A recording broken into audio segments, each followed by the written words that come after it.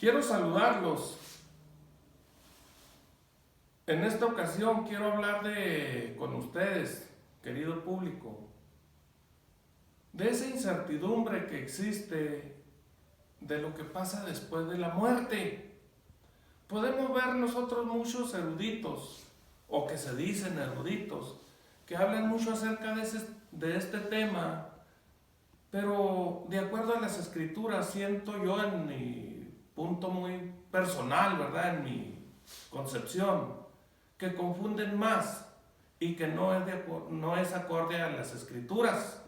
Y dice allá en la primera carta de Pedro, capítulo 4, versículo 11, que si alguien hable conforme a lo que está escrito. Incluso si se manifiesta en nosotros ese espíritu de fe, dice en 2 de Corintios 4, 13, dice que debe ser conforme a lo escrito. En pocas palabras, nos debemos concretar a las escrituras. Allí no vamos a errarle, allí no tenemos por qué confundir a nadie, porque la palabra de Dios se interpreta sola.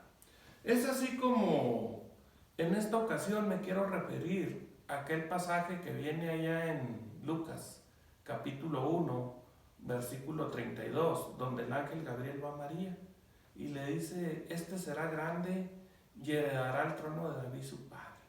¿Dónde estaba el trono de David? Si nosotros vemos allá en el segundo libro de Samuel, capítulo 5, el versículo 3 al 5, nos daremos cuenta que estaba en Jerusalén. Incluso en el primer libro de Reyes, capítulo 2, versículo 11, nos confirma esto que dice Samuel.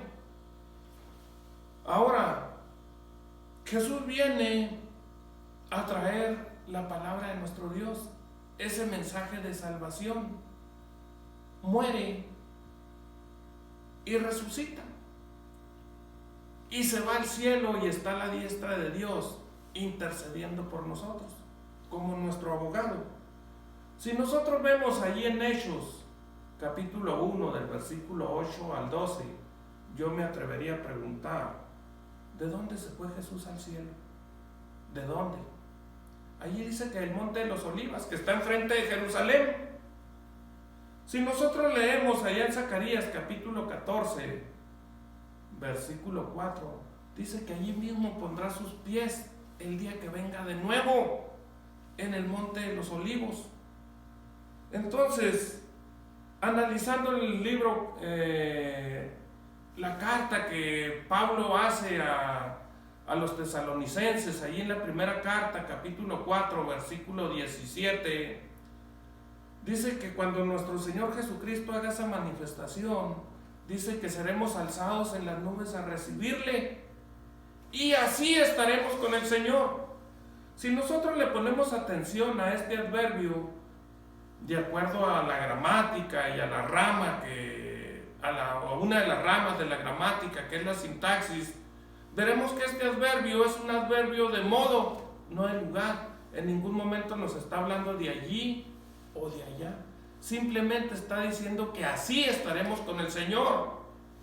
Ahora bien, dice que seremos alzados en las nubes, en el aire. ¿Hasta dónde hay aire? Si nosotros vemos la primera capa de la tierra, donde vuelan las aves, o diríamos el primer cielo, pues hay aire. Si nosotros nos salimos de esa capa a lo que es la atmósfera, donde están las estrellas, ya no hay aire, no pudiéramos vivir. Si nos vamos hasta el otro cielo, la tercera capa, pues sería donde está Dios.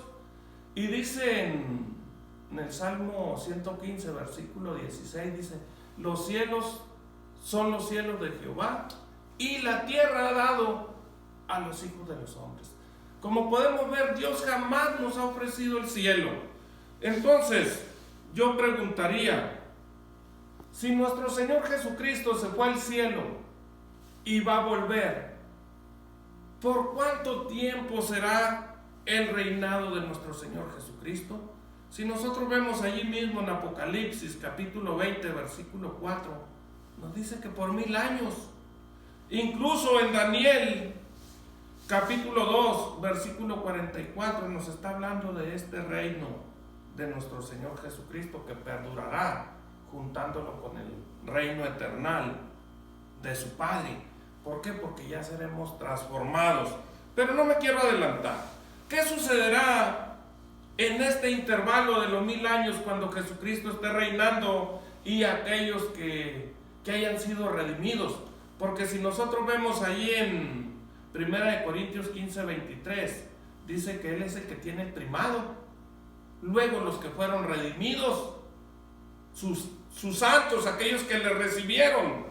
Entonces, ¿qué sucederá con Satanás? Dice allí en Apocalipsis 20, versículo 1 y 2, dice que será atado. O sea, no podrá disponer, no podrá engañar a las naciones. ¿Hasta cuándo? Después de terminado el milenio, dice que será nuevamente suelto. Dice en Apocalipsis 20, versículos 7 y 8. ¿Qué le acontecerá después de que él sea suelto y quiera seguir engañando a las naciones? Dice allí en el 9 del mismo capítulo 20, dice que Dios lo destruirá. Descenderá fuego de Dios y lo consumirá. Si Satanás es consumido, ¿qué pasará con aquellos que no aceptaron a Jesús? Si vemos nosotros enseguidita allí menciona el juicio del gran trono blanco. En el versículo 14 y 15 dice que seremos lanzados en un lago de fuego, aquellos que no fuimos redimidos. Entonces allí seremos destruidos para siempre. ¿Por qué para siempre? ¿Por qué? Porque si nosotros vemos Apocalipsis capítulo 21, del versículo 1 al 4, dice que desciende nuestro Padre Celestial en la Nueva Jerusalén.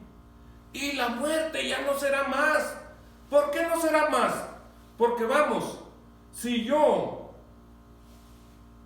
llego a estar en ese reino, ¿cómo me sentiría o cómo nos sentiríamos aquellos que fuimos redimidos?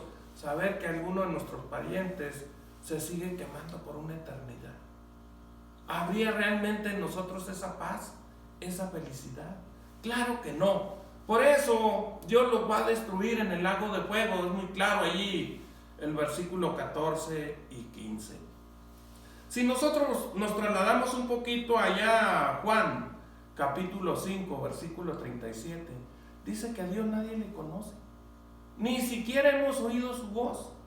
Pues nosotros vamos a ver, a partir de que nuestro Padre Celestial descienda en la Nueva Jerusalén, dice allá en Apocalipsis capítulo 22 versículo 4, que ya lo veremos cara a cara. Incluso en el 5 dice que ya todo será ahora sí pura felicidad por la eternidad. Es así como quiero cerrar yo allí con Apocalipsis 22:5, que nos dice la palabra de nuestro Dios.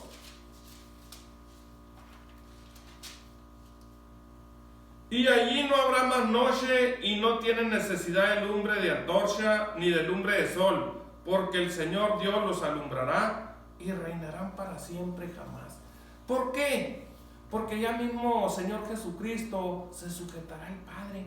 Así lo dice en el primer libro de Corintios, capítulo 15, del 24 al 28, que nuevamente nuestro Señor Jesucristo se sujetará al Padre y todos seremos una misma cosa, como lo dice allá en Juan capítulo 17, versículo 11. Mismo Señor Jesucristo lo decía, para que sean una misma cosa, como tú y yo, le dice el Padre. Pues ya todos reinaremos por la eternidad.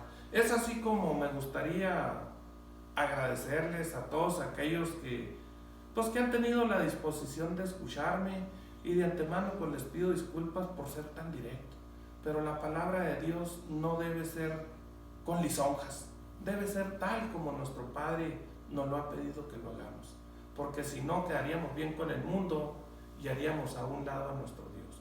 Y el primer mandamiento es: amarás a Dios por sobre todas las cosas, y amarlo es guardar su palabra y llevarla tal cual. Es así como les agradezco y les deseo que la paz de Dios siempre abunde en su corazón. Paz a vos.